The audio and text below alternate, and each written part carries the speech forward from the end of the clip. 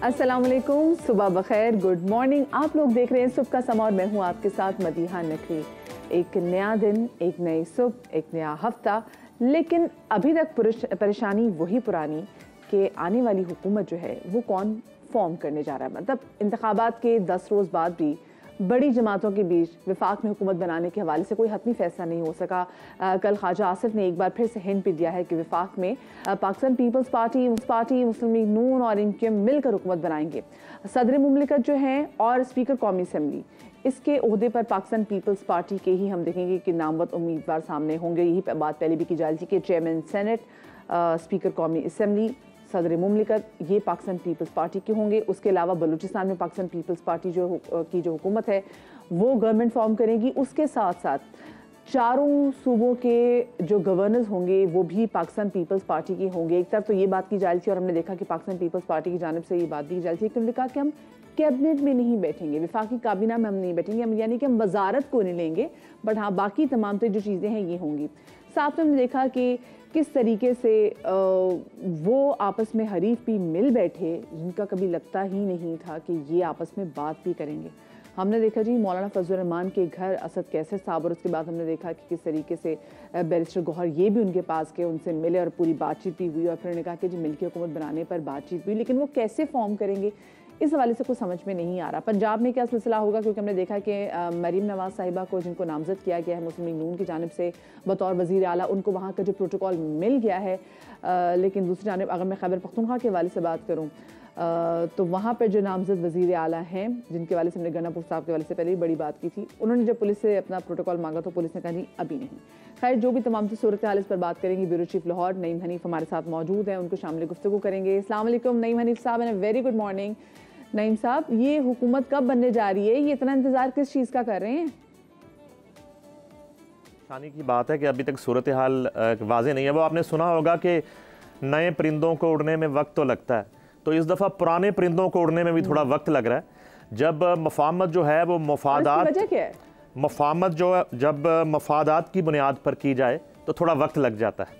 तो वजह असल ये है कि एक तरफ तो पाकिस्तान खपे का नारा लगाया जाता है और दूसरी तरफ जो है अगले ही लम्हे पीपल्स पार्टी खपे हमें दिखाई देती है। वो इस तरह के आप कहते हैं जी कि हमने जो है वो पाकिस्तान को चलाना है और पाकिस्तान को मुस्तहकम करना है और पाकिस्तान के मुस्तकबिल की खातिर जो है हम कोई वजारत नहीं लेंगे और उसके साथ ही हम जो है तमाम आइनी ओहदे अपने पास रखेंगे।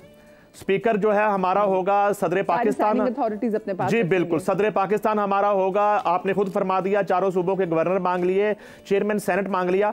तो ये वो वजह है कि जिसकी वजह से अभी तक ताखीर हुई। अब इस मरतबा थोड़ा सा आसिफ अली जरदारी साहब जो हैं उनका कार्ड इसलिए अभी तक कामयाब नहीं हो सका कि मुस्लिम लीग नून की जो सीनियर क़यादत है उन्होंने भी कैटेगोरिकली मियां नवाज शरीफ साहब से ये कह दिया है। नंबर 1, एक तो वो बात है जो शायद मियां साहब को उस मीटिंग में ना कही गई हो, बोर्ड की उस मीटिंग में ना कही गई हो, ऑन दी रिकॉर्ड ना कही गई हो कि वोट जो है वो मियां नवाज शरीफ का तो वज़ीर आज़म शहबाज शरीफ क्यों। एक तो बड़ी रिजेंटमेंट ये भी पाई जा रही है मुस्लिम लीग नून की क़यादत में कि अचानक से ऐसा क्या हुआ कि मियां शहबाज शरीफ जो हैं वो वज़ीर आज़म के उम्मीदवार बन बैठे। अब इसके साथ ही साथ उनको ये भी कन्विंस करने की कोशिश की गई है कि अगर पीपल्स पार्टी जो है सिर्फ वोट करेगी और वफाक में वजारतें नहीं लेगी और बराबर की स्टेक होल्डर नहीं बनेगी तो फिर हमें भी बार बार ये ढोल जो है वो अपने गले में डालकर पीटने का कोई फायदा नहीं है। इस मरतबा हम भी हुकूमत नहीं बनाएंगे। जिस पर हमने पहले भी देखा कि जो पीडीएम की हुकूमत थी उसमें भी पाकिस्तान पीपल्स पार्टी ने मुस्लिम लीग नून को बहुत ज्यादा तनकीद का निशाना बनाया, गो के उनके होने की वजह से, उनकी प्रेजेंस की वजह से पीडीएम की जो हुकूमत है फॉर्म में आई थी। जी बिल्कुल ऐसा ही है। अब जो है जब मफाहमत के बादशाह और बकौल मौलाना फजल रहमान मफादात के बादशाह, ये उनके अल्फाज हैं, मैं नहीं कह रहा, जब उनको थोड़ा सा रिजेंटमेंट का सामना करना पड़ा और ये पैगाम पहुंचा कि मुस्लिम लीग नून उस वक्त तक हुकूमत नहीं बनाएगी जब आप बिल्कुल बराबर के शरीक बन के जिम्मेदारी नहीं कबूल करेंगे वफाक में हुकूमत बनाने की, उस वक्त तक मुस्लिम लीग नून वफाक में हुकूमत नहीं बनाएगी। जिसके बाद जो है दोबारा से इनकी मीटिंग्स का आगाज हो गया है और आज का दिन बड़ा इंपॉर्टेंट है मदिया। आज सूरज ढलने से पहले कोई खबर आ सकती है कि पीपल्स पार्टी जो है वो रजामंद हो गई है, वो वहाँ पर जो है बिल्कुल वजारतें भी लेगी और दोबारा से बिलावल भुट्टो अपनी उसी वजारत को रिपीट कर सकते हैं। इसी तरह और भी पीपल्स पार्टी के हिस्से में कुछ वजारतें आएंगी और इस तरह से एक हुकूमत साजी का अमल जो है उसमें क्लैरिटी आना शुरू हो जाएगी। और बाकी जो सूरत हाल है दूसरी तरफ तो बिल्कुल मुझे समझ में नहीं आ रहा कि किस तरह से पीटीआई जो है वो मौलाना फजलुर रहमान के साथ मिलकर हुकूमत बना सकती है अगर जो है ये फैसला हो भी जाए। नहीं मनीष साहब, मुझे एक बात ये भी बताएं, मैंने हम बड़े कंफ्यूज है जिनके देखने वाले लोग हैं। वो एक दिन कहते हैं जी बैरिस्टर सैफ आके कहते हैं कि जी हम जाके विफाक में अपोजिशन में बैठेंगे, अगले दिन जाके हम देखते हैं कि बैरिस्टर गौहर साहब आके कह रहे हैं कि जी हमने अपना वज़ीर आज़म की उम्मीद, हमने हुकूमत फॉर्म करनी है। फिर वो कभी कुछ कहते हैं, फिर अगले दिन कुछ कहते हैं, फिर अली मोहम्मद खान आके कोई और स्टेटमेंट दे देते हैं। हम बड़े परेशान है कि चलें ठीक है आपके पास अगर बहुत ज़्यादा नंबर भी है लेकिन फिर भी आपकी कोई पॉलिटिकल पार्टी तो है ही नहीं, तो आप किस पॉलिटिकल पार्टी में खुद को जाके जम करेंगे? तो उसका मुस्तकबिल आपको क्या लग रहा है कि अब वाकई वो किसी इतनी स्ट्रॉन्ग पोजीशन पर हैं कि वो ऑन देयर ओन अपनी हुकूमत बना सकते हैं? मदिया देखिए, वो पंजाबी की एक मिसाल है, पल्ले नहीं तेला कर दी फिर दी मेला मेला। आपके पास नंबर्स हैं ही नहीं, कौन से नंबर्स की बात ये कर रहे हैं आप? 100 नंबर्स की बात करते हैं, सेंचुरी मुकम्मल कर ले, या 97 की बात कर रहे हैं। दूसरी तरफ तो नजर आ रहे हैं नंबर्स ना, दूसरी तरफ जो है अगर 79 पे नून लीग है, 54 पे पीपल्स पार्टी है, MQM 17 पर इस वक्त मौजूद है और उसके बाद बाप पार्टी है, IPP की 3 नशिस्तें हैं, काफ लीग की नशिस्तें हैं। ये तो हुकूमत बन गई, मैंने बना दी आपके सामने। अब हम बात इनकी अगर कर लें तो ये जो नंबर्स बता भी रहे हैं, इन्होंने अभी तक एक मुश्तरका इजलास किया है जीते हुए आजाद उम्मीदवारों का, जो इनका कहना है कि वो पीटीआई के हमायती याफ्ता उम्मीदवार हैं, तो सिर्फ 54 या 55 लोग इस्लामाबाद में इकट्ठा कर सके हैं। बाकी लोगों का इनको पता भी नहीं है वो कहां पर मौजूद हैं, उनसे इनका कोई राब्ता नहीं है, ना इनसे कोई राब्ता कर रहा है। ये बिल्कुल जो है झूठ पर मबनी जो है ये इतलात है जो अब तक ये मीडिया को भी दे रहे हैं। ये मैं तो पहले दिन से कह रहा हूं, सबसे पहले मैंने ये बात की थी समा की स्क्रीन पर कि पीटीआई के वोटर के साथ मदिया हाथ हो गया है। बहुत से ऐसे लोग हैं जो अबानी चेयरमैन की तस्वीर लगाकर और पीटीआई का झंडा लगाकर उन्होंने वोट ले लिया, मगर वो आपको हुकूमत साजी के वक्त वो इनके साथ इवन ऑपोजिशन बेंचेस पर बैठे हुए आपको दिखाई नहीं देंगे। उन्होंने कहीं और ही जाना है, उन परिंदों ने कहीं और उड़ना है, वो उड़ान भरने के लिए तैयार हैं। और उनमें से बहुत सारे ऐसे हैं, जैसे बहुत से पंजाब में अभी ज्वाइन कर चुके हैं, मुस्लिम लीग नून को ज्वाइन कर चुके हैं, पीपल्स पार्टी को ज्वाइन कर रहे हैं और दीगर जमातों में जा रहे हैं। और इसी तरह वफाक में वसीम कादर ने आगाज किया, उसके बाद 2 से 3 MNA ज्वाइन कर चुके हैं और एक की इतला है कि वो आज ज्वाइन करने जा रहा है। तो इस तरह की सूरत हाल में आप किस तरह नंबर्स पूरे कर रहे हैं? और मौलाना फजलुर रहमान जो हैं, उनका एक छोटा सा मसला मैं आपसे अर्ज कर दूं। मौलाना फजलुर रहमान की पीटीआई के अंदर जो है वो मकबूलियत तो बहुत हो चुकी है, कबूलियत नहीं हो रही।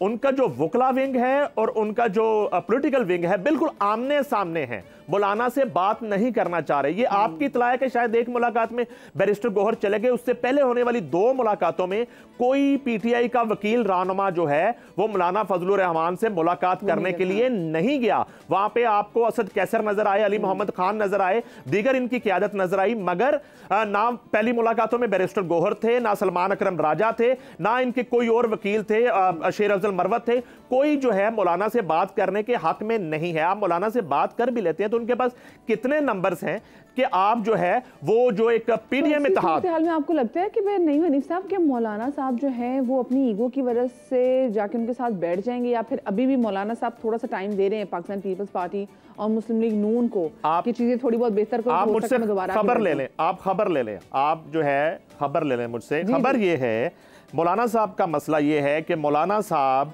जो है अभी आज और कल में बात करेंगे पीडीएम इत्तेहाद से या पीपल्स पार्टी नून लीग MQM इत्तेहाद से कि उन्हें बलूचिस्तान में हुकूमत बनानी दी जाए।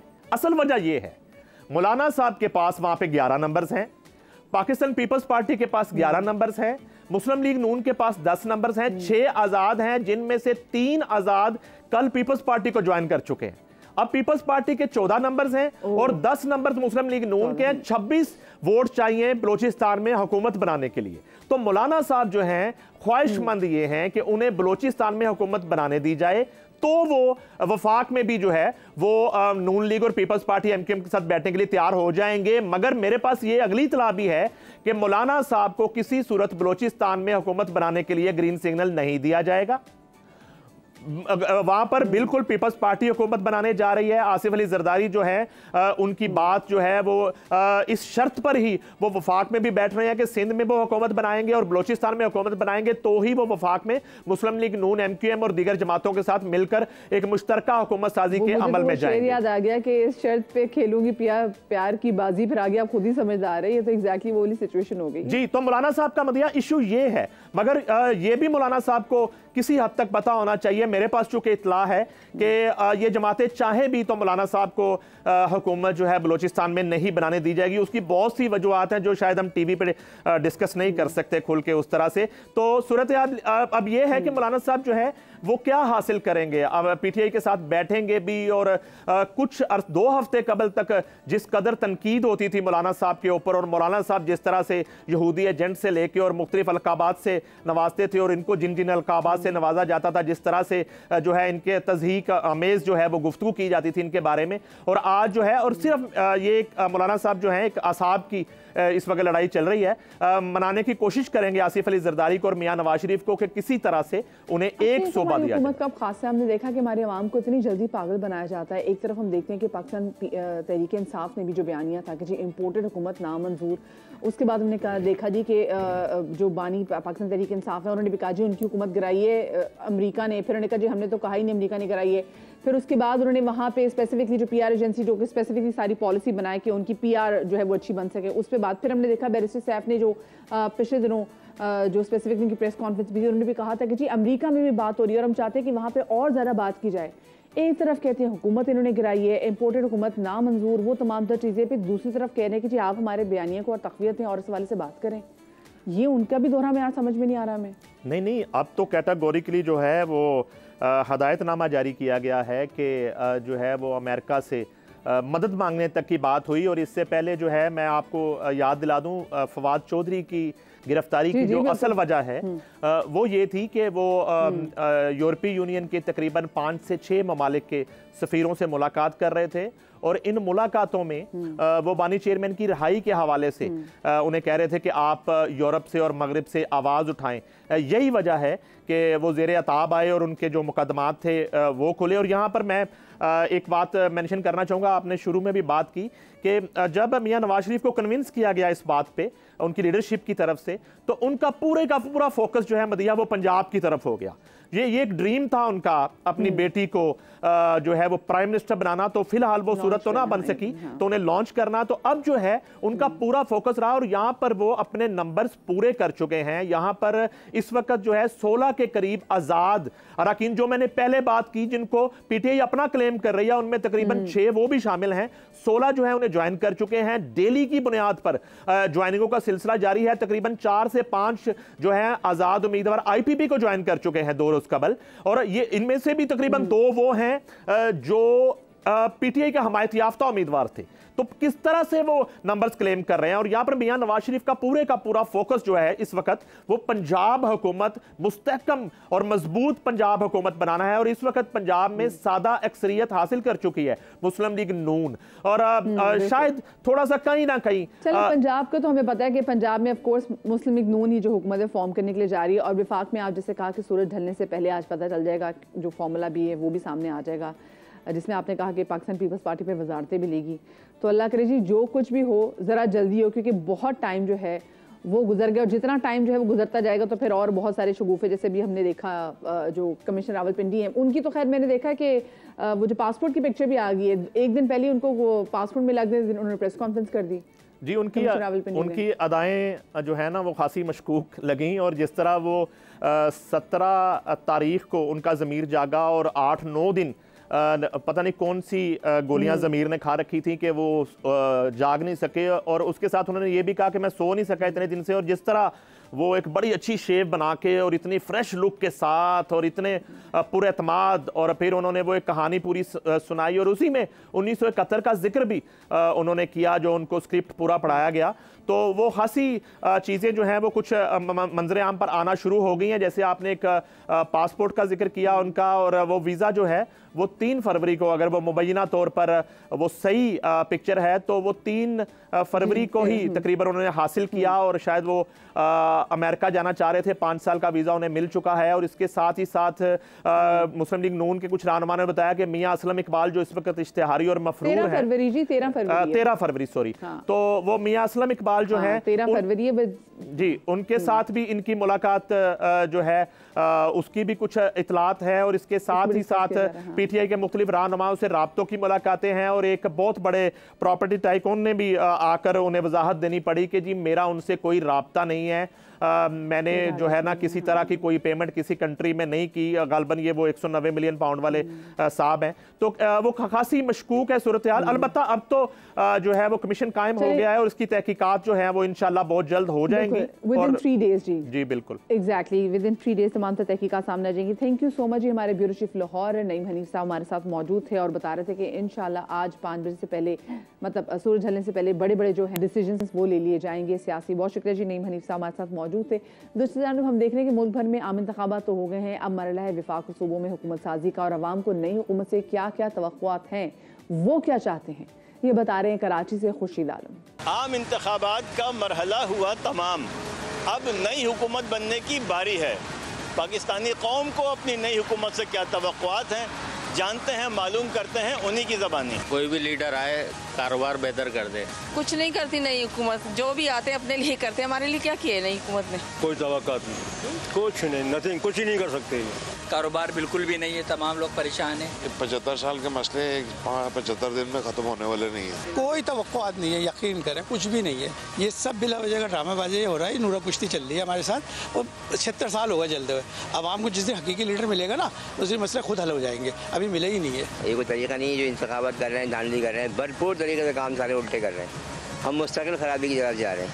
अब तो ये PDM 2 होने जा रहा है। वही जमातें जमा होकर लोगों को कह रही हैं कि हम आपको रिलीफ देंगे। तवक्कुआत तो यही है कि मुल्क के जो हालात है वो बेहतर होने चाहिए, जो कि अभी नतायज आए हैं। हम उससे सेटिस्फाई तो बिल्कुल नहीं है, लेकिन ये है कि अभी जो भी गवर्नमेंट बन रही है हमें रोज़गार दिया जाए, कराची के पानी के मसाइल हैं वो हल किए जाएँ। अपने ज़ाती मफाद को साइड पर रख के मुल्क के बारे में सोचा जाए, यंग जनरेशन के बारे में सोचा जाए और मुल्क की तरक्की के बारे में सोचा जाए। हम ये चाहते हैं कि अगर अच्छी हुकूमत आएगी तो हमारे जो जॉब के मौके हैं वो ज़्यादा बढ़ेंगे और मुल्क की जो मईशत है और वो ज़्यादा बेहतर होगी। महंगाई, बेरोज़गारी, बदअमनी और लोड शेडिंग से परेशान आवाम को नई हुकूमत से सिर्फ ये तवक्को है कि वो उन्हें रिलीफ फराहम करेगी, वो रिलीफ जो नज़र भी आए और महसूस भी हो। कैमरामैन इमरान शाहिद के साथ खुर्शीद आलम, समा, कराची। यहाँ पर लेंगे एक छोटी सी ब्रेक, हमारे साथ रहिएगा।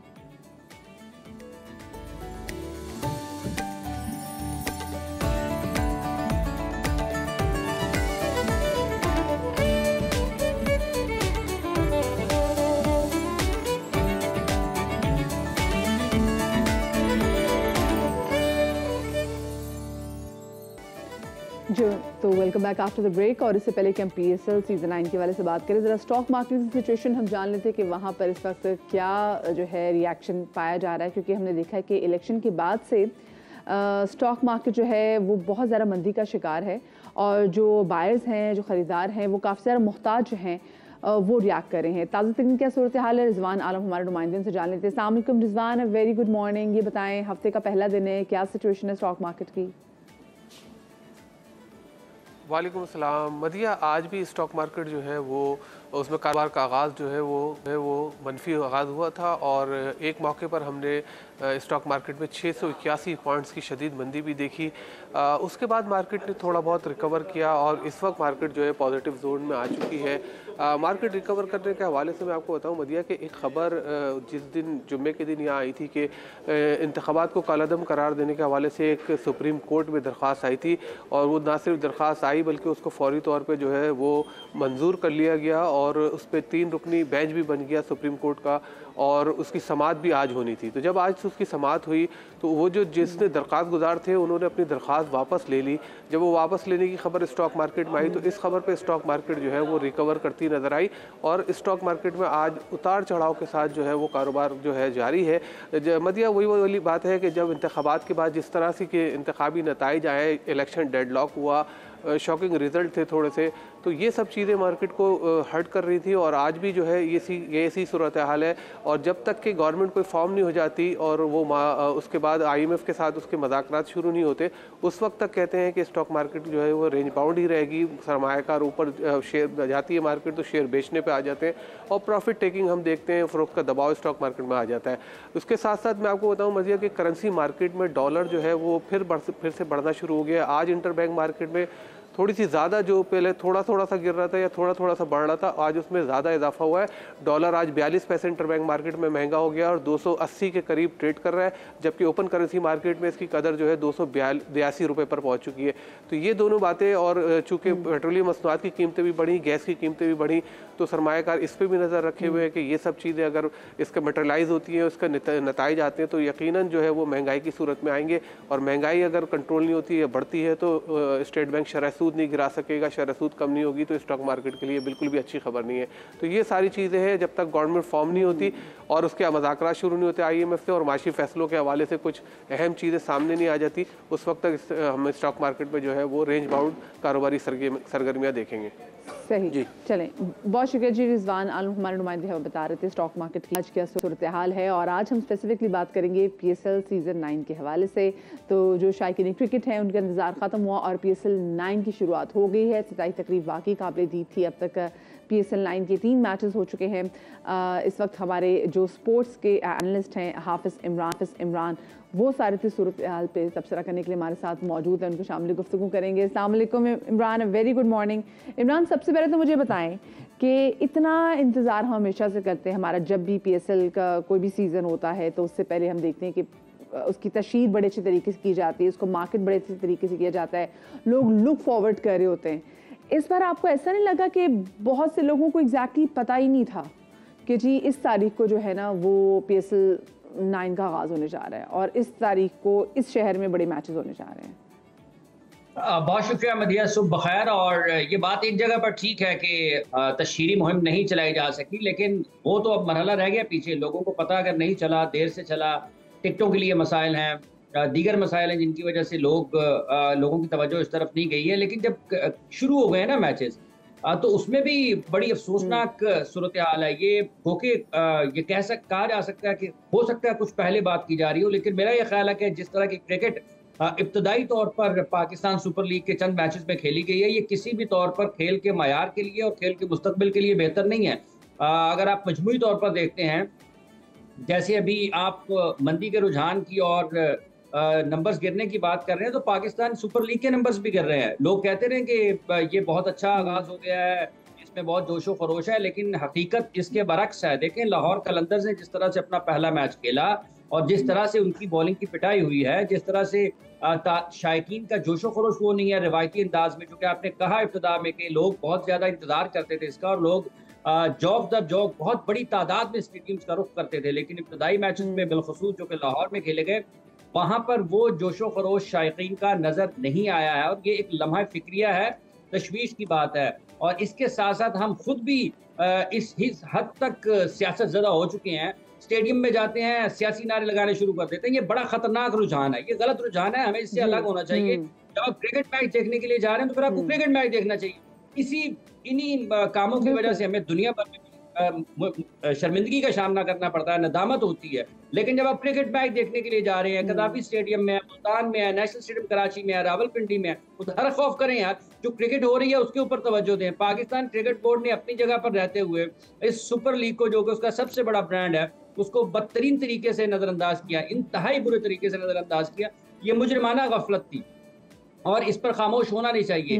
तो ये जो इब्तदाई तौर पर आपको नजर आ रहा है, जिसमें पाकिस्तान में क्रिकेट का मयार वो नहीं है जो होना चाहिए, पाकिस्तान के टॉप क्रिकेटर्स उतनी ज्यादा अच्छी क्रिकेट इब्तदाई तौर पर ही खेल नहीं पाए हैं, क्योंकि अभी एक लंबा टूर्नामेंट है, मैचेस काफी बाकी हैं। लेकिन जो आपकी फिजिकल फिटनेस है, जो आपकी फॉर्म है, अगर आप गुज़िश्ता 6, 7, 8 माह से एक ही तरह के क्रिकेट खेलते हुए आ रहे हो, आपको पिटाई हो रही हो बॉलर्स को और आपके बैटर्स रन्स ना कर पा रहे हो, तो ये बहुत मुश्किल होता है कि आप बिल्कुल अचानक से दोबारा फॉर्म में आ जाए। लेकिन इमरान मुझे एक बात बताएं, यही यही हमारे प्लेयर्स जो कि जब पाकिस्तान में मैचेस होते हैं, नॉट इवन पाकिस्तान में मैचेस होते हैं, लेकिन जिनको हम देखते हैं कि पाकिस्तान को रिप्रेजेंट करते हैं दूसरे ममालिक में, पाकिस्तानी टीम में होते हुए तो ये अच्छी कुट खा लेते हैं। लेकिन जब लीग्स के हवाले से बात आती है, जब ये लीग्स में प्ले करते हैं, वहाँ ये बहुत अच्छा खेल रहे होते हैं, वहाँ इनकी परफॉर्मेंस जो है ना वो बड़ी निखर के सामने आ रही होती है। इसकी एक बड़ी वजह क्या है?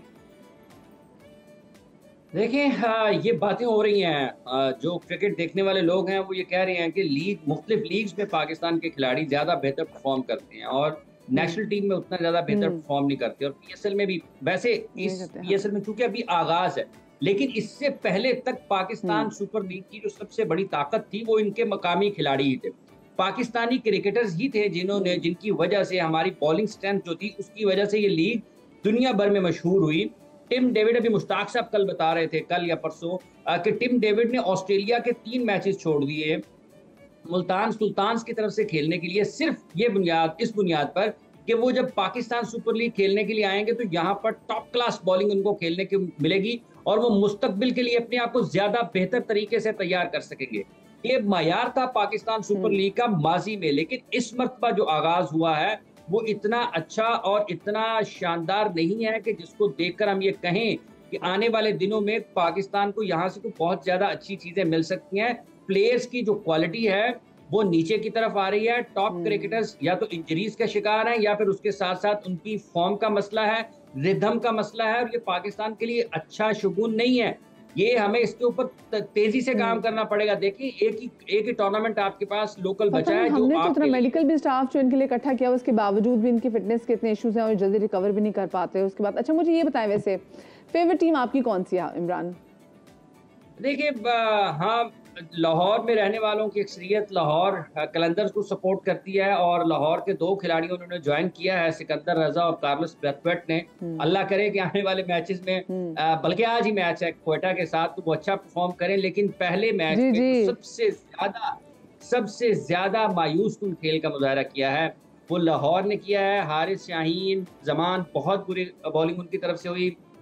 अगर लाहौर को कोई पहले उनकी कारकर्दगी चूंकि गुज़िश्ता 2 सीजन में बहुत शानदार रही और कराची की कारकर्दगी का मयार वो नहीं रहा था, तो कराची ने कप्तान तो बदला लेकिन कराची की कारकर्दगी नहीं बदली है। कराची की कारकर्दगी को भी बदलना चाहिए। क्वेटा, तो देखिए, अगर आप क्वेटा की बात कर रहे हैं तो सरफराज अहमद कप्तानी से हटे, लेकिन बहुत ज्यादा आप देखेंगे लोग उनके साथ उनकी टीम के जहनी तौर पर बहुत जुड़े हुए हैं। उनकी कप्तानी हटने के बाद उनको कामयाबी तो मिली है। क्वेटा ने पहला मैच जीता, बहुत अच्छा जीता, उनकी बॉलिंग बहुत अच्छी है।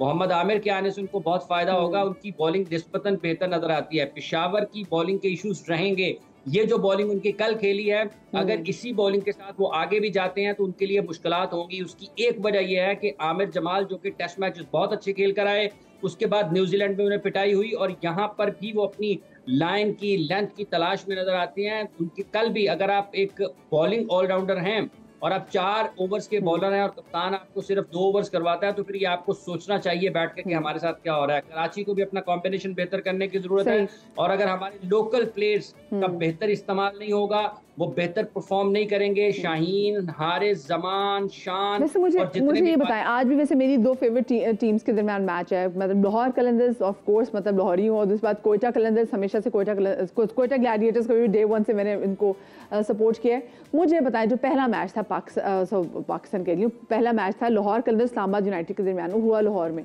लाहौरियों के कितने दिल टूटे जब वो लाहौर कलंदर्स वो मैच हारे हैं।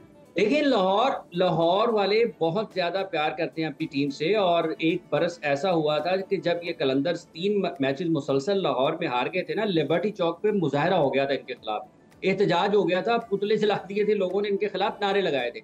इस हद तक जज्बाती हैं अपनी टीम के बारे में। और ये तो पहला मैच था ना, लोग अभी कहेंगे चलें जी कि थोड़ा एक आध मैच के बाद आ जाएंगे, लेकिन अगर ये कारकर्दगी यही रहती है तो फिर लोग बहुत बुरे तरीके से रद्द-ए-अमल देते हैं। ये बिल्कुल लिहाज नहीं, ये जितना प्यार करते हैं ना, उतना ही ज्यादा उसके साथ शिद्दत के साथ अपने गुस्से का भी इजहार करते हैं। तो ये लोग इनको फतह याब देखना चाहते हैं। बिलखसूस एक बड़ी वजह यह है कि लाहौर के कप्तान पाकिस्तान टीम के कप्तान है शाहीन आफरीदी। लाहौर की टीम में जो तीनों फास्ट बॉलर्स हैं वो पाकिस्तान के फास्ट बॉलर्स हैं। वो एक तरह से आपको लगता है कि पाकिस्तान का पेस अटैक खेल रहा है, और अगर पाकिस्तान का पेस अटैक बेहतर परफॉर्म ना करे लोकल अपनी लीग में, तो फिर आप देखें कि उसके बाद लोगों को बैन अवी सतह पर उनके बारे में क्या सोच होगी, क्या राय लोगों के ज़हन में आएगी। तो ये बहुत अहम है, लाहौर का बेहतर परफॉर्म करना, शान मसूद की टीम का बेहतर परफॉर्म करना, शान का खुद का बेहतर परफॉर्म करना, क्योंकि ये वो लोग हैं जो पाकिस्तान टीम की कप्तानी भी कर रहे हैं, पाकिस्तान टीम की नुमाइंदगी भी कर रहे हैं। शान को भी टेस्ट मैच कैप्टन है, लेकिन पाकिस्तान के कैप्टन तो है ना जी। बिल्कुल सही बात, बिल्कुल बड़े बड़े प्रेशर में होंगे। बहुत शुक्रिया जी। हाफिज इमरान हमारे साथ मौजूद थे, हम बात कर रहे थे जरा क्रिकेट मैच के हवाले से। PSL सीजन 9 के हवाले जो मैच था वो था आपको मालूम है लाहौर कलंदर्स और इस्लामाबाद यूनाइटेड के दरमियान, जो लाहौर कलंदर्स के हाथ से निकल गया। उसके बाद जो आज स्पेसिफिकली जो मैच होने जा रहा है वो है क्वेटा ग्लैडिएटर्स और लाहौर कलंदर्स के दरमियान। तो ये देखेंगे कि क्या क्वेटा ग्लैडिएटर्स दूसरी जीत समेट सकेंगे या फिर लाहौर कलंदर्स अपनी पहली जीत जो है वो समेटेगा आज के होने वाले मैच में। अब जरा आगे बढ़ते हैं और नहायत अहम टॉपिक के वाले से बात करते हैं कि गुज़िश्ता हफ्ते एक ख़ास बात ये रही कि बहुत सारे इवेंट्स कराची में एक साथ आ गए, जिसकी वजह से कराची की नौजवान कम्युनिटी को दिल खोल कर वीकेंड एंजॉय करने का मौका मिला। इन्हीं इवेंट्स में से एक इवेंट था सोल फेस्ट का, जो कि 16 फरवरी से 18 फरवरी तक जारी रहा। इस फेस्टिवल में खानों के साथ साथ शॉपिंग के भी भरपूर मौके मौजूद थे। आइए दिखाते हैं आपको इस फेस्टिवल की एक झलक। हमारे पास चाज़ा है जो एक बर्मीज सूप है, राइस वर्मिसेली नूडल्स होते हैं उसके अंदर, एंड चिकन और कोकोनट होता है। It's a lot of fun, specially families के लिए ये बहुत अच्छी अपॉर्चुनिटी है। सब साथ आए, अपने दोस्तों के साथ आए, खाना खाए, म्यूजिक सुने। अभी मैंने खाना खाया, बिरयानी खाई है मैंने, तो एक्सपीरियंस बहुत अच्छा है। कराची में इवेंट्स बहुत सारे हो रहे होते हैं और ऑब्वियसली फैमिलीज जब निकलती हैं वो कुछ नया देखने को ढूंढ रही होती हैं। तो यहाँ पे आई थिंक बहुत मज़े की बात यह कि इन्होंने पहली दफ़ा इस तरह बाज़ार के लिए दूसरे इदारों को अप्रोच किया है। तो आई थिंक इस तरह जो पॉकेट्स में कॉटेज इंडस्ट्रीज़ को भी सपोर्ट मिल रहा है, ये मेरे लिए बहुत एक्साइटिंग एलिमेंट है सोल फेस्ट के लिए। हम लोग का ये हैंडमेड है सारा, ठीक है, और ये वुडन पे और ये जितने भी पेंट वगैरह ये सब कुछ हैंडमेड है। और ये ज़्यादातर फैमिली ज़्यादा लाइक करती है कि आगे घर के अंदर रखना, ड्राइंग रूम्स में रखना, तो ये सारा कुछ होम एक्सेसरीज के हवाले से। मैं ट्रेस ऑफर कर रही हूँ, हैंडमेड चीज़ें हैं सारी, और पॉलीमर क्ले की स्टिकर्स हैं, बीडेड ब्रेसलेट्स हैं। बहुत अच्छा एक्सपीरियंस रहा है मेरा। खाने के बहुत सारे स्टॉल्स हैं और यहाँ पे वुमेंस के स्टॉल हैं, देयर सपोर्टिंग स्मॉल बिजनेसेस, और हमने यहाँ से ब्रेसलेट्स लिए हैं और हैंडमेड ट्रेस लिए हैं। बहुत अच्छा एक्सपीरियंस है। मेरा एक सवाल है आप लोगों से कि क्या आपने कभी मसाले वाली कॉफ़ी के बारे में सुना है जिसमें लाल मिर्च पाउडर और खुश्क साबित मिर्चें डाली गई हों? चीन के जिंगशिंग नामी कैफ़े ने ये लाल मिर्च कॉफ़ी मुतारिफ करवाई है और इस कैफ़े ने अपनी इस आइस कॉफ़ी को दिसंबर में शुरू किया था, लेकिन इस मशरूब ने देखते ही देखते बहुत ज़्यादा मकबूलियत हासिल कर ली और कैफ़े अब 300 कप फी दिन की शरह से इसे फ़रोख्त कर रहा है। कैफ़े के एक मुलाजिम ने कहा है कि ज़्यादा मसालेदार नहीं है, इसके बरक्स इसका जायका अच्छा है और ये कॉफ़ी उतनी अजीब नहीं है जितना लोग इसके बारे में सोच रहे हैं। एक ग्राहक ने इस मशरूब के बारे में सोशल मीडिया पर कमेंट्स में लिखा था कि मिर्चों पर मबनी ये कॉफ़ी बुरी नहीं है, मतलब लोग इसको पसंद भी करें और इसका जायका कदरे मसालेदार और थोड़ा मीठा भी है। मतलब आप देखें, आप मसालेदार कॉफ़ी, मसालेदार चाय भी तो पीते हैं ना, हो सकता है मसालेदार कॉफ़ी भी लोगों को वैसे ही राहत बख्शती हो। एक छोटी सी मुझे ब्रेक लेनी, ब्रेक के बाद मिलते हैं।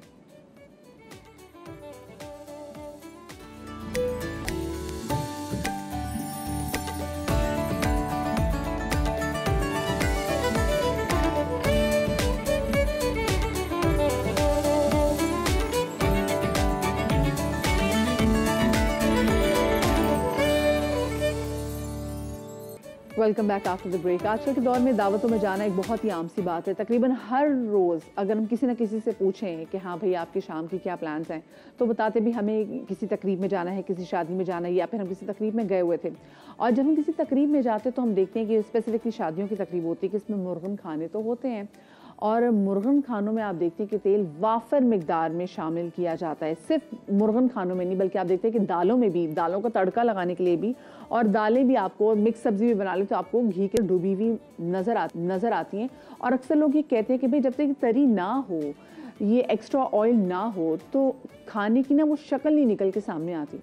लेकिन क्या आपको मालूम है कि अमेरिका के महकमे ज़राअत के मुताबिक पाकिस्तान में, हमारे मुल्क में हर साल खुर्दनी तेल की फीकस खपत जो है वो 24 लीटर है, यानी कि एक बंदा एक साल में जो कंज्यूम करता है वो करता है 24 लीटर ऑयल, जो सेहत आमा के आलमी मियार के मुताबिक नहायत ही तशवीशनाक है। पाकिस्तान में तेल इंडिया के मुकाबले में भी बहुत ज़्यादा इस्तेमाल होता है, जहां हर शहरी हर साल औसतन 19 लीटर तेल इस्तेमाल करता है। पाकिस्तान में तेल के ज़्यादा इस्तेमाल होने की वजह से रवायती मुर्गन पकवान है, मगर क्या हम में से किसी को ये बात भी मालूम है कि जो तेल हम खानों में इस्तेमाल करते हैं ये बैरूनी ममालिक से दरामद किया जाता है और इसकी दरामद पर पाकिस्तान के सालाना 5 अरब डॉलर खर्च होते हैं। और साथ में क्या आपको ये भी मालूम है कि बहुत सारे ममालिक में ये जो तेल है, इसको जिसमें आप चीज़ें फ्राई भी करते हैं, वो मैक्सिमम उसको 5 दफ़ा फ्राई करते हैं और कोई भी चीज़ बनानी हो उसके बाद उस तेल को डिस्कार्ड कर देते हैं।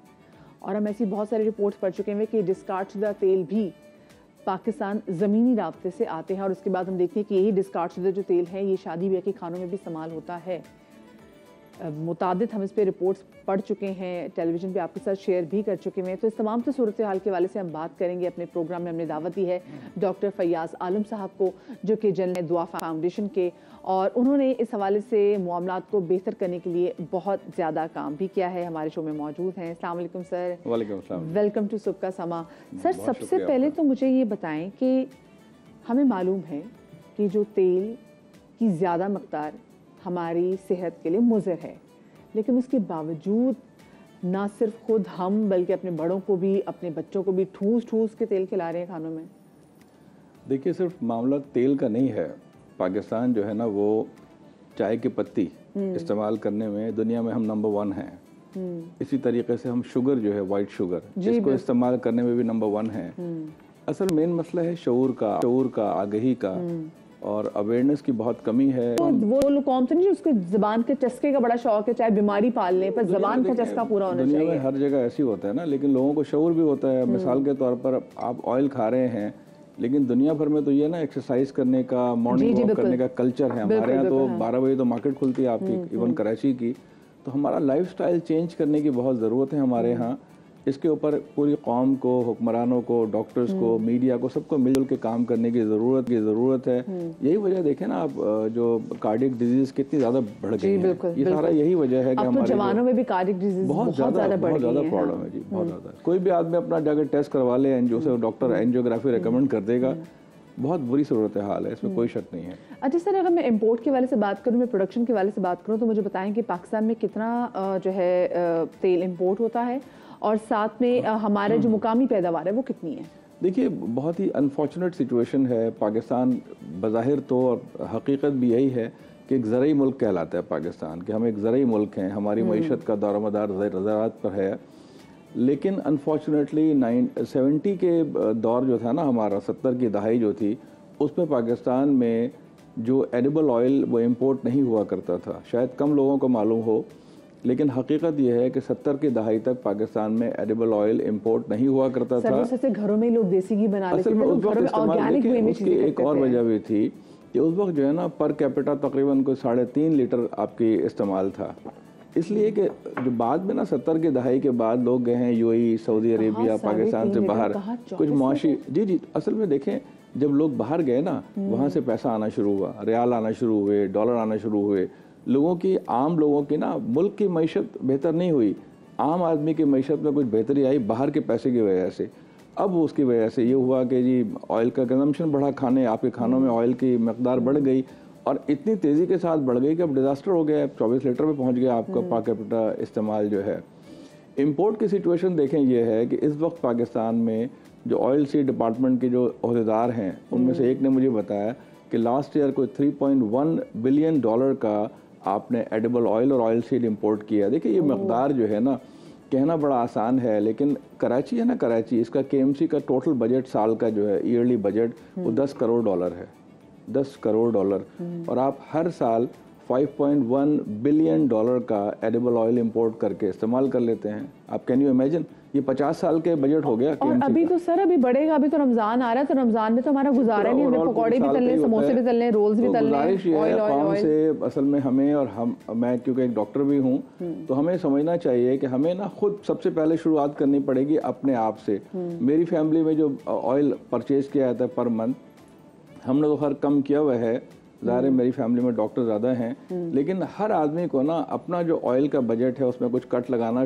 देखिए, अगर फ़र्ज़ करें एक आदमी तय कर ले कि जी 20% ऑयल मुझे कम खरीदना है, तो क्या होगा कि पाकिस्तान में ऑयल के इंपोर्ट में 20% की कमी आ जाएगी। बहुत सिंपल फार्मूला है ये, कोई मुश्किल काम नहीं है। थोड़ा सा बस इंडिविजुअली हमें जो है ना अपना किरदार अदा करना पड़ेगा। तो इंडिविजुअल्स का नाम है ना, बहुत सारे इंडिविजुअल मिलके तो कौम बनते हैं ना। अच्छा, इट्स नॉट ओनली अबाउट कि जी हम अपनी इंपोर्ट कम करें, बट हम अपनी सेहत जो है वो अच्छी कर रहे हैं। सबसे इम्पोर्टेंट चीज़ तो ये है ना। दूसरी बात देखिए ये है कि एक तो ये है ना कि भाई ऑयल इंपोर्ट को ज़ाहिर है कि इसमें कमी आनी चाहिए, लेकिन उससे अगला मरहला ये है कि हम जो ऑयल है उसको पैदा तो करें ना, अपनी पैदावार। देखिए प्रॉब्लम ये है कि हम सिर्फ 12 से 15% जो है ना ऑयल पैदा कर पा रहे हैं। टोटल जो भी हमारा कंजम्पशन एफर्ट्स करें उसमें से हम जो है ना सिर्फ 12 से 15% वो ऑयल है जो हम पैदा कर रहे हैं मकामी तौर पर, और बाकी 85% ऑयल इंपोर्ट हो रहा है। सर मुझे बताएं, सरसों का तेल हमारे पास इतनी वाफर मकदार में होता है, मौजूद होता है, हम सरसों का तेल इस्तेमाल क्यों नहीं करते वैसे? देखिए इसमें भी ना टेक्निकली समझने की ज़रूरत है। देखिए सरसों और गंदम जो है ना ये एक ही मौसम की फसल है। अब गंदम है स्टेपल फूड, गंदम कैश क्रॉप है, सरसों भी कैश क्रॉप है, लेकिन गंदम तो हमारी ज़रूरत है ना, हर आदमी को हर वक्त खाने में चाहिए रोटी। तो इसलिए जो है ना किसान भी और पाकिस्तान भी गंदम पे कॉम्प्रोमाइज़ नहीं कर सकता। यही वजह है कि गंदम ज़्यादा पैदावार चाहिए आपको और सरसों कम होती है। तो सरसों के ज़रिए तो आप जो है ना नहीं मैनेज कर सकते एडिबल ऑयल को, लेकिन पाकिस्तान में देखें सिर्फ सरसों नहीं है, पाकिस्तान में जो सोयाबीन की काश्त हम कर सकते हैं, पाकिस्तान में सनफ्लावर हो रहा है अच्छा खासा, मेज़ है। मेज़ की एक अच्छी खबर ये है ना कि मेज़ की पर जो आपकी जो पर एकड़ ईल्ड है उसमें इजाफा हुआ है, और उसमें उसकी जो कल्टीवेशन में भी इजाफा हुआ है, जिसकी वजह से आपकी पोल्ट्री इंडस्ट्री को फ़ायदा हुआ है और उसमें से ऑयल भी निकलता है, आप जानते हैं। तो मकाम इसके अलावा मकामी तौर पे जो है ना पैदावार में इजाफा बिल्कुल ज़रूरी हो चुका है, नागुज़ीर हो चुका है। अगर हमने ये नहीं किया तो ये इंपोर्ट का बिल बढ़ता रहेगा और पाकिस्तान की। सर मैं ज़रा चाह रही हूँ, मुझे ज़रा अब बीमारियों के हवाले से ये बताएं। हम आजकल अपनी नौजवान नस्ल में देख रहे हैं कि लोग बिल्कुल एकदम से ठीक होते हैं, बिल्कुल ठीक होते हैं, लेकिन एकदम से पता चलता है जिनको कार्डियक अरेस्ट हो गया है। क्या बहुत सारे अवामिल में से एक ये फैक्टर भी है कि जो हमारी मुर्गन ग़िज़ाएँ तो एक वो भी है, फिर जो ऑयल की कंजम्पशन, और बहुत सारी जगहों पर जहाँ अपनी सेहत का बहुत ज़्यादा ख्याल भी रखते हैं, लेकिन वहाँ पे जो चीज़ें कम भी इस्तेमाल हम कर रहे हैं वो भी प्योर नहीं होती। ये बिल्कुल इसमें तो कोई शक ही नहीं है ना। देखें हर एक को पता है कि हम जो कुछ भी खा रहे हैं उसमें से कितनी चीज़ें खालिस हैं कितनी नहीं हैं, ये किसी को नहीं पता। हमारा जो डिपार्टमेंट होता है ना, फूड का जो डिपार्टमेंट होता है, जो KMC का है या सिंध गवर्नमेंट का या पूरे पाकिस्तान में, वो अपने काम को बहुत अच्छे तरीके से नहीं कर पा रहा होता है। आप मार्केट चले जाए, देखें सिंपल सी मिसाल देता हूँ, समोसे बना रहे हैं लोग, जलेबियाँ तल रहे हैं या मछली तल रहे हैं, मार्केट में आप देखते हैं उन्होंने ऑयल डाल दिया, उस ऑयल को कब रिप्लेस करेंगे नोबडी नोस। ठीक है, एक इंतहाई काला सा तेल होता है, उसमें समोसे डालते हैं निकालते हैं, हम बड़े शौक से खा रहे होते हैं। तो ये बिल्कुल दुरुस्त बात है कि होता भी हम जो समोसा आता है हमारे पास, उसके बाद काले काले रंग के छोटे कुछ गोले, तो हम उसको हटाते हैं, झाड़ते हैं और फिर वो खा लेते हैं। असल में आदी हो चुके हैं, हमने समझ लिया है कि ऐसे ही खाना है जी, बस ठीक है। इसके अलावा देखिए हमारी जो मैंने आपसे कहा ना कि लाइफस्टाइल चेंज, एक्सरसाइज हम करते नहीं है, हम मुरगन ग़िज़ाएँ खा रहे हैं, एक्सरसाइज नहीं कर रहे, तो वो हजम कहाँ से होगा, वो ख़त्म कैसे होगा, वो बर्न कैसे होगा, ये प्रॉब्लम तो है ना जी। चले सर, ये सर और क्या अब हम इंडिविजुअली क्या कुछ कर सकते हैं, खुद से एक ये चीज़ भी कर लें? अल्हम्दुलिल्लाह बहुत सारी ना डेवलपमेंट्स ऐसी हैं। एक बात यह है कि देखिए जो पाकिस्तान है ना, इसको अल्लाह ताला ने बहुत सारी कुदरती चीज़ें दी हुई हैं, उसको हम एक्सप्लोर करने की ज़रूरत है। पाकिस्तान का एक बड़ा मसला मैं आपके ज़रिए जो हुकूमतें हैं हमारी उन तक ये गुजारिश करूँगा कि सबसे पहले तो ना ये जो एग्रीकल्चर डिपार्टमेंट है, बॉटनी डिपार्टमेंट्स हैं मुख्तलिफ यूनिवर्सिटीज़ के, जो रिसर्च के इदारे हैं, और जो फॉरेस्ट डिपार्टमेंट है, वो उनको ना आपस में हम आहंगी होनी चाहिए, मिल के काम करना चाहिए। हमारे रिसर्च के इदारे, हमारे एग्रीकल्चर साइंटिस्ट दुनिया के बेहतरीन लोग हैं, आप यकीन करें कि वो हैरत अंगेज़ काम कर रहे हैं, मगर पजीराई नहीं है। उनको हम हीरो बना के ना कौम के सामने पेश ही नहीं करते। पूरे साल हम जब साल में अवार्ड मिलते हैं, उनमें से एग्रीकल्चर के कितने लोगों को अवार्ड मिलते हैं? सही बात है, बिल्कुल तो आप जो है ना, आप जैसे लोग इसको प्रमोट कर सकते हैं, गवर्नमेंट से बात कर सकते हैं। पिछले चंद सालों में ऑलिव ऑयल का बहुत बड़ा पाकिस्तान में एक वो हुआ है। और आपको मैं एक हैरान कुन बात बताऊँ, अभी कुछ महीने पहले, बल्कि चंद हफ्ते ही हुए हैं, आपको ये मालूम है ना कि पाकिस्तान में वाइल्ड ऑलिव के कोई 8 साढ़े 8 करोड़ दरख्त हैं, जो बलूचिस्तान में, कश्मीर में, पंजाब में और KPK में होते हैं, इन वाइल्ड ऑलिव के अंदर भी फल होता है। एक एक दरख्त पे मैंने 100-100, 200 किलो फल लगे हुए देखे हैं। इनसे भी ऑयल निकलता है। अच्छा, ऑलिव ऑयल का निकालने का तरीका जो है ना बड़ा डेलिकेट है, क्योंकि ऑलिव ऑयल निकलता है फल से, तो वो होता है कोल्ड प्रेस ऑयल होता है, उसकी बड़ी महंगी मशीनें इटली से आती हैं, तुर्की से आती हैं। एक हैरान कुन काम जो है ना इस पाकिस्तानी कौम ने करके दिखा दिया है, जो शायद दुनिया के हज़ारों साल में कभी नहीं हुआ था। मेरे पास एक साहब आए थे, उन्होंने मुझे कहा कि भाई हमारे इलाके जॉब में, जो बलूचिस्तान का इलाका है, वहाँ जो ये जो फल गिर जाता है पक के खुश्क हो जाता है ना, जंगली जैतून का तेल, हम उससे तेल निकालते हैं। मैंने कहा क्या बात कर रहे हैं आप, हमने तो नहीं सुना आज तक। मैं कई मुल्कों में गया हूँ, कहीं ऐसा नहीं होता। उन्होंने कहा नहीं डॉक्टर साहब, हमारे यहाँ तो हमारे बाप दादा के ज़माने से ये तेल निकाला जाता है। वो मेरे लिए कोई 25-30 किलो फल लेकर आए थे। तो मैंने कहा अच्छा तेल कैसे निकालते हैं? तो उन्होंने कहा जी आप ही के इलाके में एक एक्सपेलर लगा हुआ है जिससे सरसों का तेल निकालते हैं। एक सिंपल सी मशीन होती है, 3-4-5 लाख की बन जाती है ना। तो मैं वो फल लेकर गया, उसने मुझे तेल निकाल दिया। 15% ऑयल था उसमें। चलिए से तो अच्छी बात है। मैंने टेस्ट भी करवाया, उसका टेस्ट भी करवाया और अल्हम्दुलिल्लाह वो बिल्कुल खालिस एडिबल ऑयल है वो। तो ये बहुत बड़ी एक्सप्लोरेशन है। मेरे ख्याल से 2024 की शायद सबसे बड़ी खुशखबरी और खबर यही है कि उस ड्राइड वाइल्ड ऑलिव से ऑयल निकला है, उसका टेस्ट हुआ है। डॉक्टर गुफरान सईद साहब हैं, कराची यूनिवर्सिटी के vice chancellor, doctor Khalid Iraqi बहुत कोऑपरेट कर रहे हैं माशाल्लाह इस प्रोजेक्ट में। चलिए सर, बहुत शुक्रिया जी। डॉक्टर फयाज आलम हमारे साथ मौजूद थे और हम बात कर रहे थे जी तेल की कंजम्पशन के हवाले से और हेल्दी ऑप्शन हमारे पास क्या है जो हम अपना सकते हैं, उस हवाले से भी डिस्कस कर रहे थे। जरा आगे बढ़ते हैं और आपके साथ शेयर करती हूँ एक बड़ा ही दिलचस्प वाकया। गुज़िश्ता बरस नवंबर में हॉलैंड की शहरी टिम हाइसन को ड्राइविंग करते मोबाइल फ़ोन पर गुफ्तगू करने पर हर्जाना भरने का नोटिस मिला। ये देखकर वो हैरान रह गया क्योंकि उसे याद नहीं था कि उसने कभी गाड़ी चलाते हुए मोबाइल फ़ोन पर बातचीत की हो। चुनांचे टिम मामले की तह तक पहुंचने के लिए सेंट्रल जुडिशल कलेक्शन एजेंसी चला गया। वहाँ उसने वो तस्वीर देखी जिसमें वो मुबैना तौर पर गाड़ी चलाते हुए मोबाइल फ़ोन कान से लगाते हुए बातचीत करते हुए दिखाई दे रहा है। पहली नज़र में तस्वीर देखकर यही गुमान गुजरता था कि टिम वाकई मोबाइल फ़ोन हाथ से पकड़े बातचीत कर रहा है, मगर बगौर देखने पर अंदाज़ा हो रहा था कि उसके हाथ में मोबाइल फ़ोन नहीं था, बल्कि वो हाथ से महज अपना सर खुजा रहा था।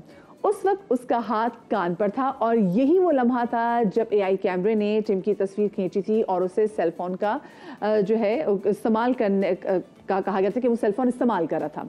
और इसी बुनियाद पर टिम को 380 यूरो तकरीबन 11 लाख रुपए जुर्माने का नोटिस भी पहुंच गया था। टिम खुद भी IT एक्सपर्ट है और तस्वीर को एडिट और उनका जायजा लेने के लिए उन्होंने काफ़ी ज़्यादा इस पर काम भी किया और इस तजर्बे की बुनियाद पर टिम ने ख्याल किया कि जो AI कैमरा सिस्टम पुलिस इस्तेमाल कर रही है वो कैसे गलती कर सकता है। टिम ने AI, जिसको आर्टिफिशियल इंटेलिजेंस कहते हैं, कैमरे की गलती की वजह से खुद पर हुए हुए जुर्माने को चैलेंज कर दिया, मगर फैसले के लिए उसे 6.5 महीने तक इंतज़ार करना होगा। टिम पर जुर्माने का मामला वायरल हो गया है और नेदरलैंड्स और हमसाय ममालिक में AI कैमरा सिस्टम्स के काबिल एतबार होने पर सवालात भी उठने लग गए हैं कि भाई आजकल हमारा कोई आर्टिफिशियल इंटेलिजेंस के हवाले से बात भी कर रहा है, लेकिन क्या ये रिलायबल भी हैं? अब एक बहुत बड़ा सवाल ये पैदा होता है। ये तो ज़रा हॉलैंड की सिचुएशन थी। हमारे मुल्क में क्या हो रहा है जी? हमारे मुल्क में कैमरे भी लगे हुए हैं, कैमरों से पिक्चर्स भी खींचती है। ये आपने देखा ना, लाहौर में ई चालान घरों में आ जाते थे। कराची में तो हमारा भी ख्वाब ही, हम कब से सुने जी कैमरास लगेंगे और उसके बाद जो गाड़ियों की चोरी है उसको भी रोका जा सकेगा और बहुत सारी जो कराची में वारदातें होती हैं उसको भी रोक सकेंगे इन कैमरास की सूरत में। लेकिन वो कैमरास नहीं लगे। जहाँ पे कैमरे लगे भी होते हैं वहाँ पे भी देखती हूँ लोगों को कि दीदा दलेरी के साथ सिग्नल तोड़े होते हैं। अभी ज़रा कल का ही वाक़या है कि मैं गाड़ी चलाते हुए आप सी व्यू से मैं मुजाहिद पे चढ़ी हूँ, यानी कि मैं सी व्यू से बिल्कुल अलग और ऑपोजिट डायरेक्शन में जा रही हूँ और ये 1 वे रोड है।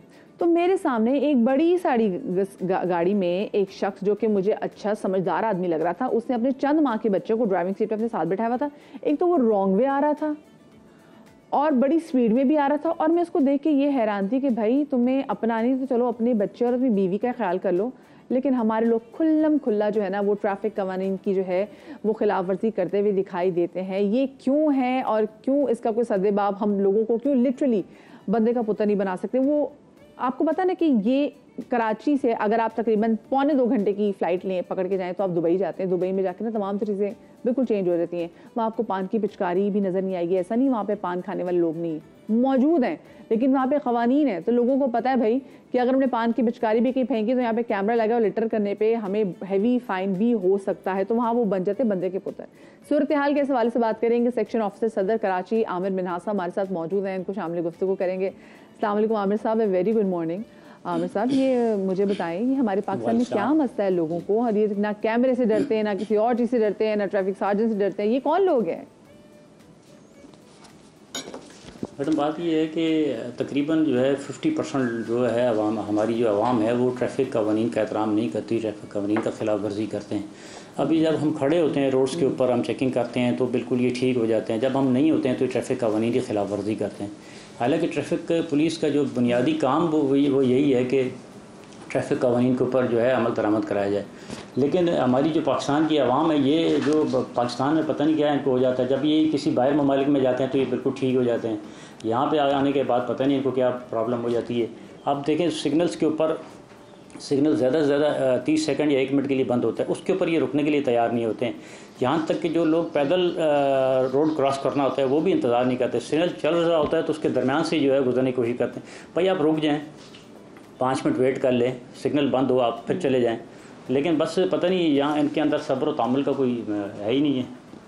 अब लाजमी सी बात नहीं है कि आप लोगों के फाइन करने का क्या सिस्टम है, ये बताएं कि आप लोगों के कभी तक कैमरास नहीं लगे? अगर मैं स्पेसिफिकली मैं कैमरास के बारे से बात करूं कि आप लोग कैमरा से मॉनिटर नहीं कर रहे होते हैं। मैंने अक्सर लोगों को देखा है, आप ट्रैफिक कवरिंग के बारे से बात करें, जो ट्रैफिक पुलिस भी होती है लोग उनका भी एहतराम नहीं कर रहे होते हैं। हाँ जी बिल्कुल ऐसा है। अभी वैसे ट्रैफिक के जो बॉडी वन कैमरा है वो हमें दे दिए गए हैं, उसके ऊपर हम चालान करते हैं। जो इसके ऊपर हमारे DI साहब ट्रैफिक इकबाल दारा साहब हैं वो इसके ऊपर काम कर रहे हैं और ये बाकायदा इनको चालान जो है वो घर भी भेजा जाएगा। इसके ऊपर काम कर रहे हैं और इंशाअल्लाह ताला जल्द से जल्द इसके ऊपर इम्प्लीमेंट हो जाएगा। सही, लेकिन मुझे बताएं ये जो स्पेसिफिकली आपने बात की, जो आम लोग जो वहाँ से पैदल वॉक कर रहे होते हैं उनके लिए आपको नहीं लगता कि कोई सिस्टम होना चाहिए? क्योंकि ज़ेब्रा क्रॉसिंग तो है नहीं और बहुत सारे लोग मैं देखा कि गाड़ियाँ चल रही हैं, फरवानी से चल रही हैं और कहीं ना कहीं से कोई शख्स आ जाता है, मतलब लोगों को भी नहीं पता ना कि उन्होंने रोड क्रॉस कब करनी है। तो ये भी ज़्यादा इंपॉर्टेंट है कि हम लोगों को भी बताएं कि ठीक है रोड क्रॉस करनी तो वो कहाँ से रोड क्रॉस कर सकते हैं। देखिए जी, जब सिग्नल्स बंद होता है ना तो लाजमी सी बात है कि जिस साइड का सिग्नल्स बंद होता है उसके सामने से इतना स्पेस होता है कि ट्रैफिक को जो है हमारे वहाँ जवान खड़े होते हैं वो पीछे रोकते हैं, स्टॉप लाइन से पीछे रोकते हैं। जब स्टॉप लाइन से पीछे रोकते हैं तो वो वहाँ से रोड क्रॉस कर सकते हैं। लेकिन जो है हमारी आवाम रुकने के लिए तैयार ही नहीं है। हमारी आवाम ये कहती है कि बस पहले मैं निकल जाऊँ, बाकी बाद में आ जाएँ। बस ये पहले के चक्कर में बस पहले मैं चला जाऊँ। बस हमारी आवाम के अंदर जो है वो सब्र तामुल नहीं है। हालांकि यही कानून जो है ये बाहर भी लागू होता है, जब बाहर जाते हैं ये लोग बिल्कुल ठीक हो जाते हैं। अपने मुल्क में क्यों नहीं करते? लाजमी सी बात है कि जब हम इनको चालान करेंगे तो ये ठीक होंगे, कि हम लाजमी हम सख्ती करेंगे तो ये ठीक होंगे। ये अपने आप को आवाम क्यों नहीं ठीक करती? सही। अब हालांकि जो जुर्माने हैं, जो पहले जुर्माने थे मोटरसाइकिल पर बच्चों को, मैं अक्सर लोगों को सुबह देखती हूँ कि जब वो मोटरसाइकिल पर बच्चों को स्कूल ड्रॉप करने के लिए जा रहे होते हैं तो बच्चों को किसी किस्म की कोई बेल्ट नहीं लगाई होती। और स्पेसिफिकली ये तो खैर मोटरसाइकिल वाले बच्चों की बात है, लेकिन वो लोग जो कि गाड़ी में भी मौजूद होते हैं उन्होंने भी सीट बेल्ट नहीं पहनी होती है, बड़ी रैश ड्राइविंग कर रहे होते हैं। तो मुझे बताएं कि आप सुबह के टाइम इतनी हरकत में आप लोग मुझे नज़र नहीं आ रहे होते कि बड़ी रैश ड्राइविंग हो रही होती है, लोगों ने दफ्तर टाइम पे पहुंचना होता है तो लोग कहते हैं भाई चाहे हम किसी को नीचे दे दें, हमने तो गाड़ी उड़ानी है। बस असल में ऐसा है कि ये तो लॉ के अंदर भी है, हेलमेट का इस्तेमाल करना चाहिए। मोटर व्हीकल ऑर्डिनेंस 89 के तहत कानूनन जुर्म है हेलमेट ना पहनना। ये इनको खुद भी हेलमेट पहनना चाहिए और सीट बेल्ट भी बांधना चाहिए। तो ये तो इंसान की अपनी सेफ्टी भी है, ये लॉ के अंदर भी है और इंसान की अपनी सेफ्टी भी है कि नहीं पहनेंगे तो कहीं खुदा न खास्ता किसी हादसे का शिकार हो तो हेड इंजरी भी हो सकती है। दूसरी बात ये कि सुबह के टाइम जो पीक आवर्स में जो है वो ट्रैफिक का फ्लो ज़्यादा होता है। हमारी कोशिश ये होती है कि हम जो है वो पीक आवर्स में हम अपनी नफरी को डिप्लॉयमेंट जो है वो बढ़ा देते हैं ताकि लोग बआसानी जो है वो अपने अपनी मंजिल मकसूद तक पहुँच सके। सही, ठीक है, बहुत शुक्रिया जी। आमिर मिनास हमारे साथ मौजूद थे और हम बात कर रहे थे मसाइल के हवाले से कि क्यों हमारे यहाँ जो लोग हैं वो ट्रैफिक के कवानीन की पासदारी नहीं करते। और आपको पता है कि किसी भी कौम के अगर आपने इंटेलेक्ट लेवल के उनकी तालीम का अंदाज़ा लगाना, उनके लिटरेसी लेवल को देखना तो ये ज़रूर देखते हैं कि वो ट्रैफिक कवानीन को कितने अच्छे तरीके से फॉलो करती है। हमारी ट्रैफिक के कवानीन आपके सामने और लोगों की रिस्पॉन्स और रिएक्शन भी आपके सामने। एक छोटी सी ब्रेक लेते हैं, ब्रेक के बाद मिलते हैं।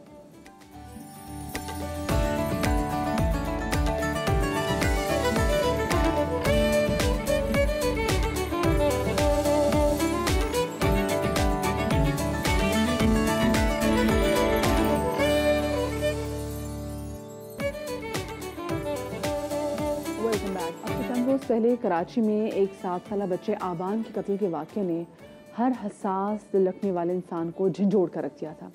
एक ही सवाल था जो हर एक के जहन में जन्म ले रहा था और वो ये कि आखिर ऐसा कौन सा बेरहम शख्स हो सकता है जिसकी किसी 7 साल बच्चे से भी दुश्मनी हो सकती है।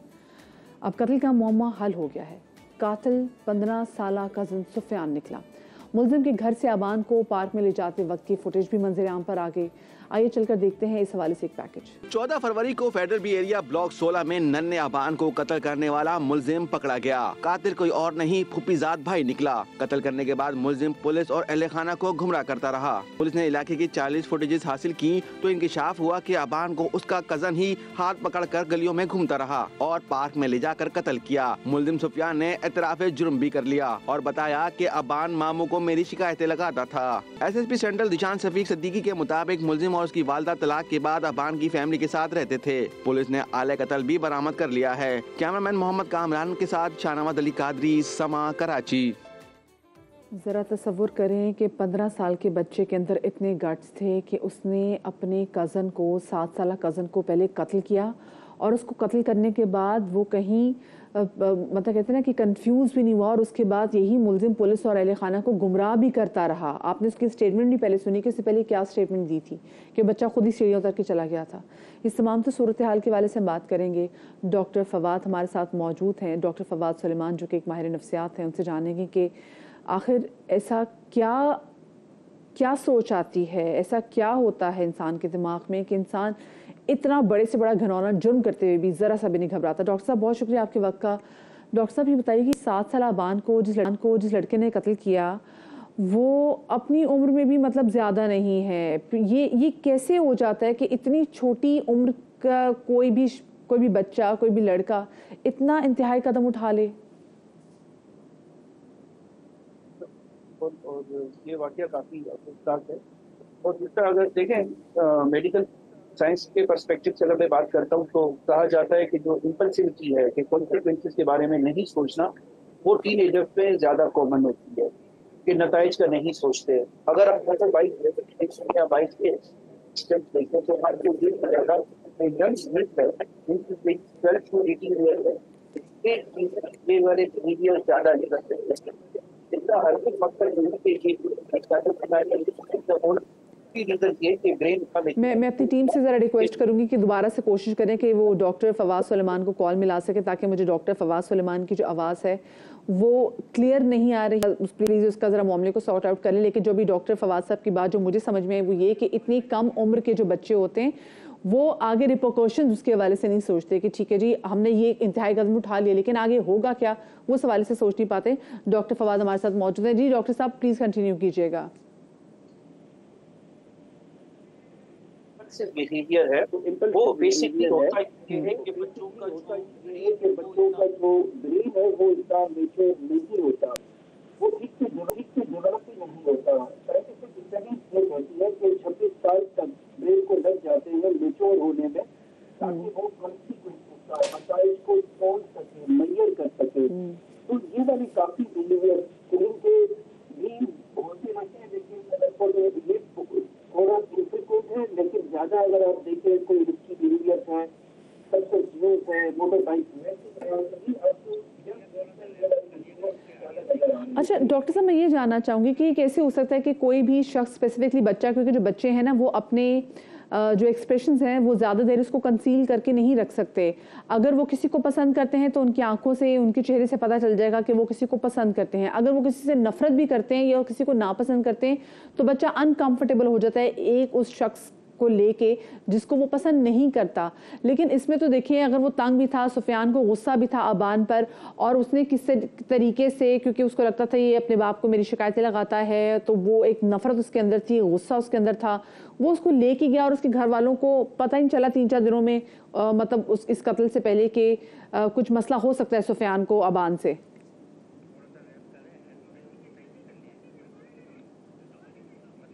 चले मैं कोशिश करती हूँ कि मैं डॉक्टर फवाद से ज़रा दोबारा रब्ता करने की कोशिश करूँ। लेकिन बहुत सारी ऐसी चीज़ें हैं मेरे ख्याल से जो घर वाले खुद भी निगलेक्ट कर देते हैं। ये जो होते हैं ना, ठीक है इनको आगे रिपोर्केशंस का नहीं पता होता, इनका बड़ा इम्पल्स बिहेवियर होता है, लेकिन इनके चेहरे पे बहुत सारी चीज़ें आ जाती हैं।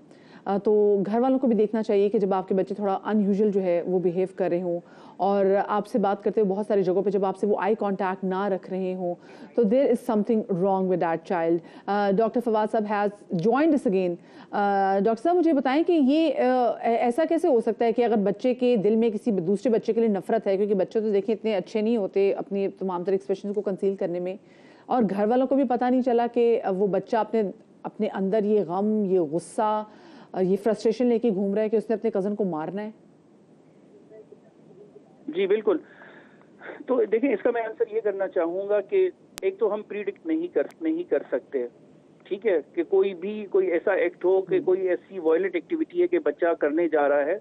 जो बेस्ट प्रीडिक्टर है वो उनके करीब वालिदैन होते हैं, वो नोटिस कर सकते हैं कि उनके बच्चे के बिहेवियर में चेंज आया है, कि वो हाँ एक्टिविटी से विड्रॉ कर रहा है या वो अपसेट नजर आ रहा है या वो किसी सद में होता है ना कि बच्चों स्कूल में अगर किसी टीचर ने डांट दिया तो बच्चा काफी अपसेट नजर आ रहा होता है।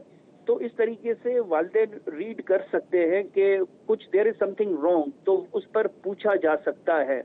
तो वो वहां से वालिदैन के प्लेटफॉर्म से इनिशिएशन हो सकती है, जो भी केयर गिवर है वो पूछ सकता है। बाकी जो आप फरमा रही थी कि आई कांटेक्ट ना करे बच्चा, तो जरूरी नहीं होता। बहुत सारे बच्चे हैं उनमें बोल्डनेस का एलिमेंट होता है, तो आई कांटेक्ट पर हम रिलाय नहीं कर सकते। लेकिन जब भी चेंज नजर आए, यूजुअल बिहेवियर से चेंज नजर आए बच्चे के बिहेवियर में, तो आप हमेशा पूछें। जरूरी नहीं है कि वो कोई क्रिमिनल एक्टिविटी करने जा रहा हो, लेकिन आप ये पूछ सकते हैं कि भाई सब चीजें ठीक तो चल रही हैं तुम्हारी जिंदगी में। डॉक्टर साहब, अगर आपके बच्चे में किसी बंदे को लेके गुस्सा चल रहा हो तो वालिदैन को कैसे पता चल सकता है, और अगर इस नौयत का गुस्सा हो तो? सॉरी, आप अपनी क्वेश्चन को जरा रिपीट कीजिएगा। अगर बच्चों में किसी भी शख्स को लेके, किसी शख्सियत को लेके गुस्सा हो तो वालिदैन को कैसे पता चल सकता है, स्पेसिफिकली अगर गुस्सा इस नौयत का हो तो? देखिए, गुस्सा आने के अदर देन फ्रेंडशिप्स और भी बहुत सारी चीजें होती है कि बच्चों को गुस्सा आ रहा होता है। जहाँ तक पहले आप कह रही थी बच्चों में दोस्तियां जल्दी बन जाती हैं, उनकी दोस्तियां टूट जल्दी जाती हैं। हाँ, ये प्रेडिक्ट करना कि उसको किसी के साथ जो है वो एंगर है या वो किसी का जो है वो बदला लेना चाह रहा है, तो वो आपको थोड़ा सा बच्चे के बिहेवियर में चीजें नजर आ सकती हैं, ठीक है। अब चूंकि बच्चे प्लान्स जल्दी बना लेते हैं और फौरन से अमल कर लेते हैं, जिस तरह मैंने अपनी पहली बात को फिर से कनेक्ट करना चाहूंगा कि वो इतना ज्यादा नताइज को, कॉन्सिक्वेंसेस को एनालाइज नहीं करते, ठीक है। तो इनके प्लान्स इस तरह नहीं होते जिस तरह एडल्ट्स के प्लान होते हैं कि वो पूरा एक तरीके से मंसूबाबंदी की जाए, कॉन्सिक्वेंसेस का सोचा जाए, पुलिस से बचने के लिए इकदाम उठाए जाए। तो बच्चा इतना मेच्योर नहीं होता। और डॉक्टर साहब, आपको लगता है इसमें एक बड़ा क्योंकि देखिए अब यही अगर सोल्यूशन बच्चों को मिल रहा है कि जी आपको जिससे नफरत है आप उसको मार दें। आप देखिए जो आला कत्ल है वो भी घर की छोटी, जिसने उस बच्चे को जो है वो कत्ल करने की कोशिश की, कत्ल किया, उसने उसको कत्ल कर ही दिया।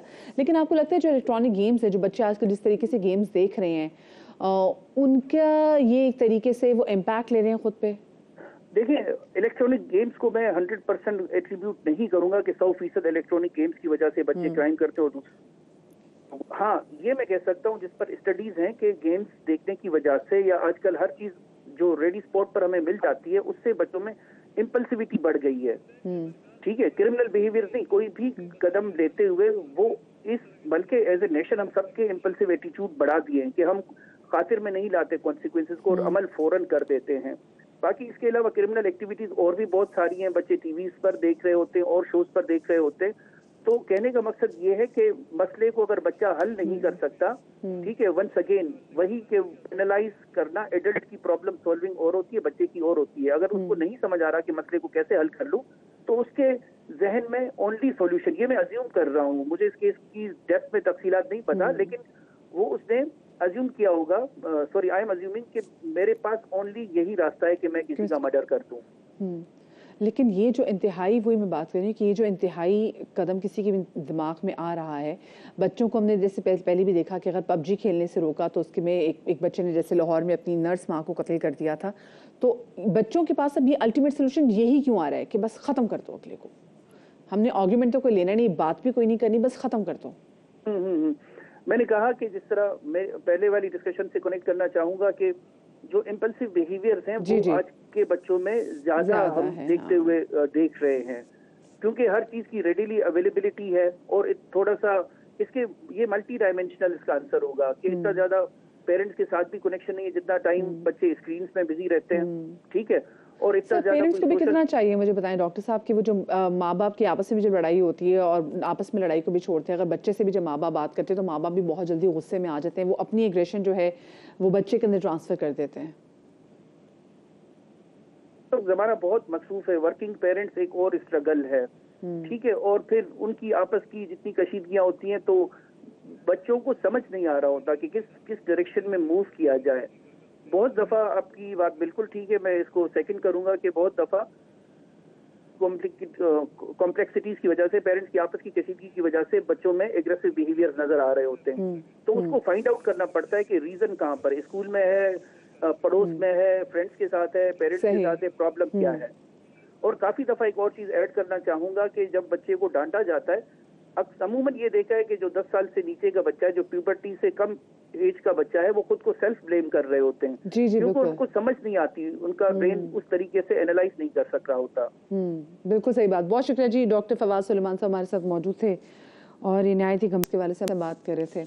अब जरा आगे बढ़ते हैं और इससे पहले कि शो खत्म हो, मैं जरा आपका मूड थोड़ा बहुत चेंज करती हूँ। कराची लिटरेचर फेस्टिवल का 15वां एडिशन 16 से 18 फरवरी तक जारी रहने के बाद अब इख्तिताम को पहुँच गया है, कल ख़त्म हो गया है और 3 रोज़ा इवेंट में अदब, सकाफत और फ़िक्री उमूर पर तबादला ख्याल किया गया। कराची लिटरेचर फेस्टिवल में 8 ममालिक समेत 200 से ज़ायद मुकामी और बैनुल-अक़वामी मुक़र्रिरीन ने शिरकत भी की और इस कराची लिटरेचर फेस्टिवल में 75 सेशंस हुए, जिनमें अदब, सकाफत, मईशत, माहौलियात, तालीम और हालात हाज़िरा समेत मुख्तलिफ मौज़ूआत के हवाले से बात की गई।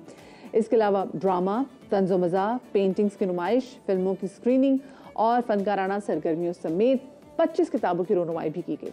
इस फेस्टिवल में अवाम ने बहुत बड़ी तादाद में शिरकत की, एक झलक मैं भी आपके साथ शेयर करती हूँ। देखें, लिटरेचर फेस्टिवल बहुत ज़रूरी है, लेकिन अनफॉर्चुनेटली हो रहा है ये है कि हमारे माशरे में लोगों ने पढ़ना छोड़ दिया है। The practice of reading because it's very necessary for a country like ours that's struggling on so many fronts. इससे जो है ना हमारी जो न्यू जनरेशन है ना उसे हमारा विरसा मिलता है। कुछ बुक्स देखूंगी जो मुझे अच्छी लगेगी वो बाय करूंगी और यहाँ पे बहुत सारी आके नॉलेज भी मिलती है। People who don't know much about books can come here to know about it, learn new books and stuff. Her genre की बुक यहाँ पे होती है। नंबर 1 चीज़ यही है कि आप पहले लोगों को अगर सेहतमंद और तालीम याफ्ता कर दें तो हर चीज़ चल जाएगी।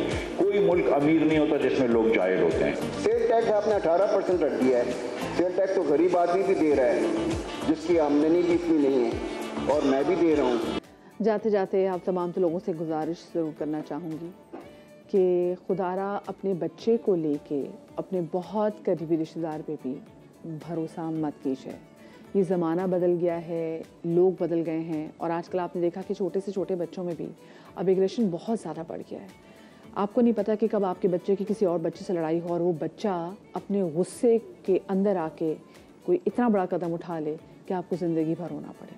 तो कोशिश कीजिए कि आप अपने बच्चों को अपने आसपास के लोगों से भी प्रोटेक्ट करके रखें और साथ में अगर आपका बच्चा या आपकी बच्ची किसी आपके अपने को देख के या अपनी किसी पड़ोसी को देख के, आपके किसी जानने वाले, आपके किसी दोस्त को देख के, अपने रिश्तेदार को देख के अगर वो बच्चा अनकंफर्टेबल फील करता है तो आप उस बच्चे को सुनिए ज़रूर कि आपका बच्चा उस एक शख्स को देख के अनकंफर्टेबल ज़रूर हो रहा है। वो ज़माना चला गया कि जब बच्चा किसी से अनकंफर्टेबल होता था और कोई किसी को फिजिकल मोलेस्ट करने की कोशिश करता था तो माँ बाप अपनी इज़्ज़त बचाने के लिए उस बच्चे को हश कर दिया करते थे।